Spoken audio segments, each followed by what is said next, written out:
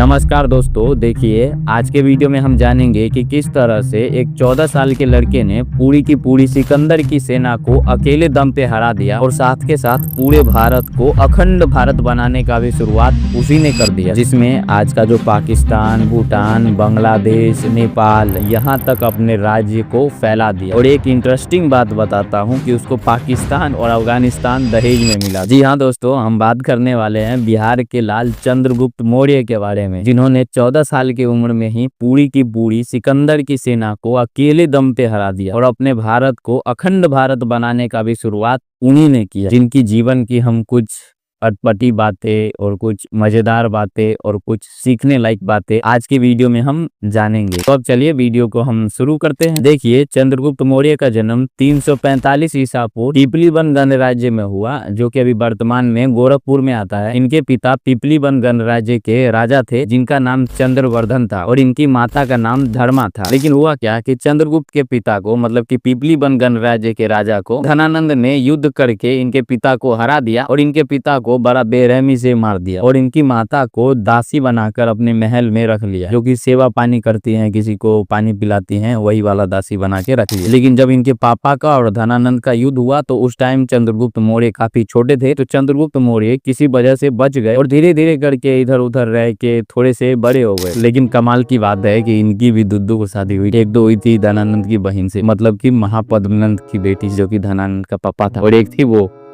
ये सिकंदर का जो सेनापति है ना, उसी की बेटी। ये महापद्मला, मतलब ये गुलाम बन के गया था, पटा लिया था।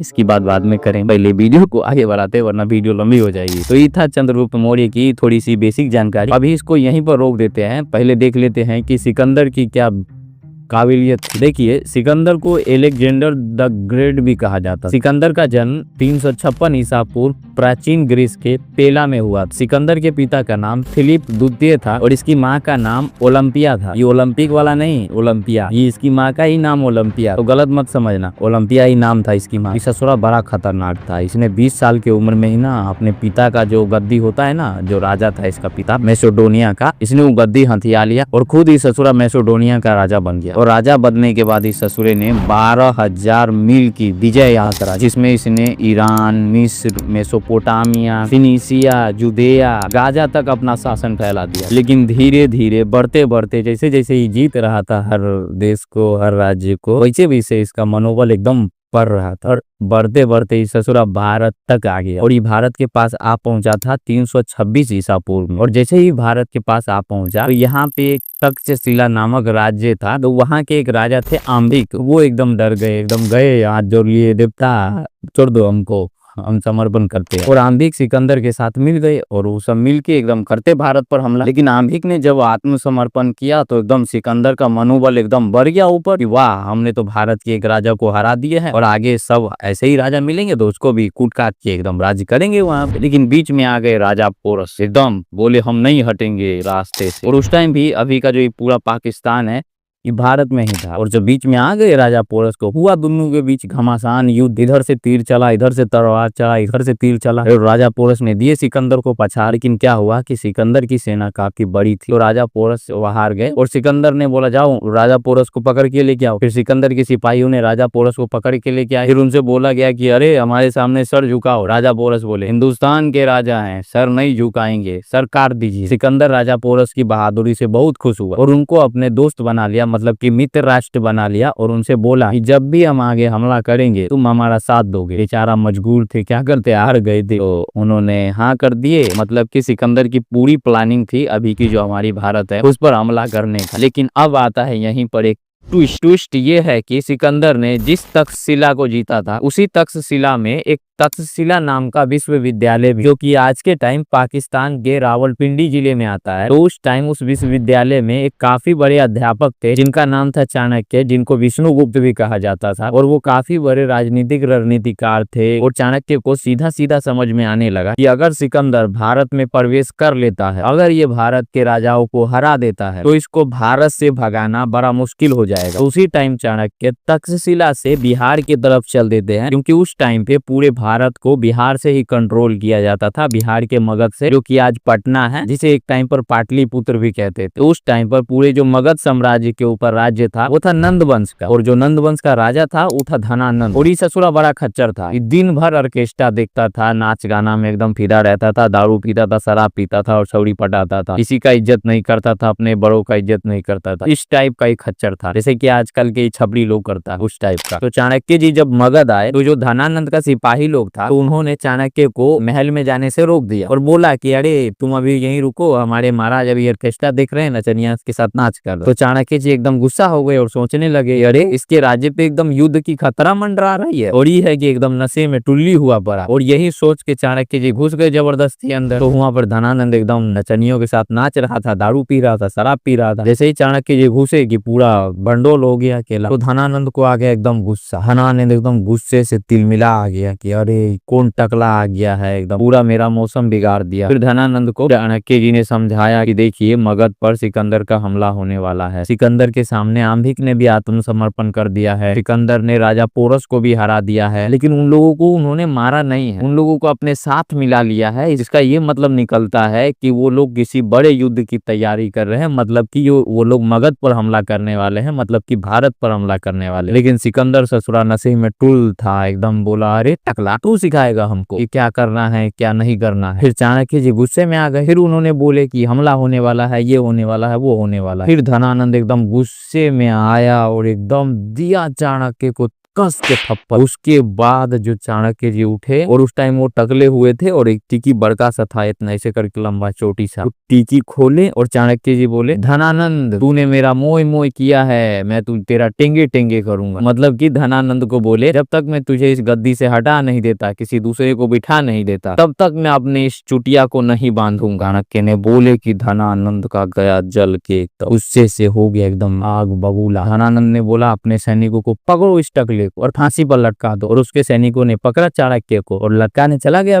फांसरी पे। और जैसे ही फांसरी पे लटकाने वाला था वैसे ही आया एक 14 साल का लड़का, एकदम आया और बचा लिया चाणक्य को और लेके चला गया। फिर चाणक्य को लगा वाह इस लड़के में तो दम है। फिर चाणक्य ने उस लड़के को अपने अगुवाई में शिक्षा दिए, फिर उसको ले गए तक्षशिला। और चंद्रगुप्त मौर्य पहले से भी चालाक था। ये क्या किया था पता है, धनानंद के राजमहल में जाके एक सिपाही बना था और उसकी बहन को पटा लिया। सच में तभी तो उसकी बहन से शादी हुई थी, वही की वही। इसको यहीं पे रोकते, किसी और दिन बताएंगे किसी वीडियो में, बाकी का भी टॉपिक पे चलते वरना वीडियो लंबा हो जाएगा। तो चाणक्य ना बहुत नामी गामी टीचर था, उसको बहुत सारा लोग मानता। सिकंदर की राय लेने लगा कि हाँ जी हमको यहाँ हमला करना है तो क्या करना चाहिए। तो चाणक्य जी ने बोले कि जो भारत है ये पूरी देवी देवताओं की धरती, अगर आपने ब्यास नदी को पार किया, ब्यास नदी जो अभी है ना ये भारत और पाकिस्तान के बॉर्डर के पास जो एक नदी है वही ब्यास नदी है, काफी बड़ा नदी है। अगर आपने ब्यास नदी को पार किया तो आपके ऊपर आपदा आ जाएगा। सिकंदर बोला छोड़ना रे, बहुत दूर से आया हूँ काटते काटते, अभी तक हमको कुछ हुआ नहीं, भारत देवताओं की धरती है, अभी हमला करेंगे हम इस पे। बोला अपने सेना को चलो।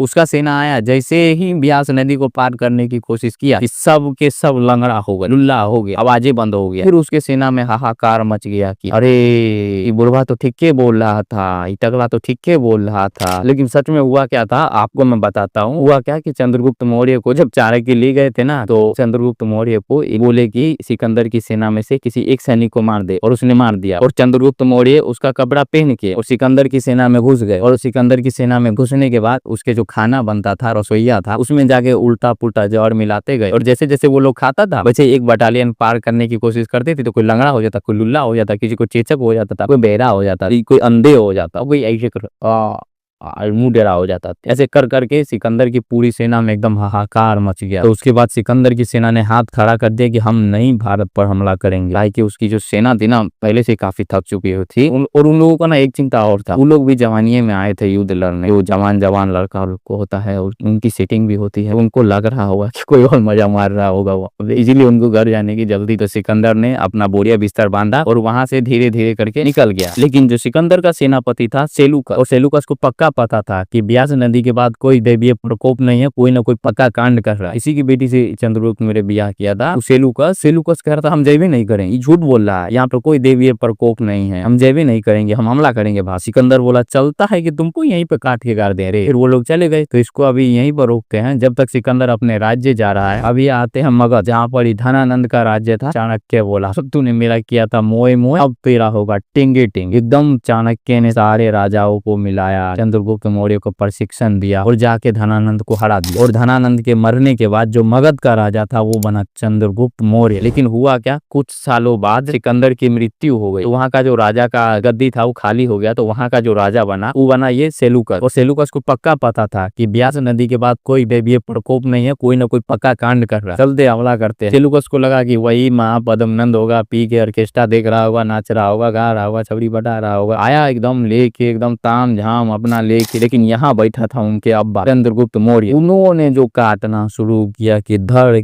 के दो दी। सेलूकस एकदम हारने लगा, उसका सेना हारने लगा। एकदम सेलूकस का कुछ ही सेना बच गया था, मतलब कि थोड़ी सी 50-60 सेना बच गया था। सेलूकस आमने सामने दिख रहा था। तो उसने अपनी बेटी को आगे, चंद्रगुप्त मौर्य देखा बहुत अच्छी है, तलवार धीरे धीरे रुकने लगा। उसके बाद युद्ध हुआ विराम और सेलूकस ने अपनी बेटी को विदाई कर दिया। और अपनी बेटी की रखवाली के लिए जो सेलूकस है एक आदमी भी साथ लगा दिया, जो कि उसको खबर देता था कि उसकी बेटी को चंद्रगुप्त पीट तो नहीं रहा है। और साथ के साथ अपनी बेटी के साथ साथ जो आज का जो पाकिस्तान है और अफगानिस्तान है, ये सब चंद्रगुप्त को दहेज में देते गया। ये था चंद्रगुप्त मौर्य का एकदम पावर, सन ऑफ बिहार की ताकत। तो मैं उम्मीद करता हूँ कि आपको ये वीडियो अच्छा लगा होगा और समझ में भी आया होगा। अगर समझ में आया होगा तो अपने दोस्तों को भी थोड़ा सा बताइएगा कि देखो भाई हुआ अपने इतिहास में भी ऐसा। और मिलता हूँ फिर से मैं अगली वीडियो में। अगर आप लोग कमेंट करेंगे ना तो ये जो चंद्रगुप्त मौर्य बड़ा ताकतवर इंसान था और इसकी जो प्रेम कहानी थी, इस पे एक छोटी सी वीडियो बन सकती है, तो उसको बना देंगे।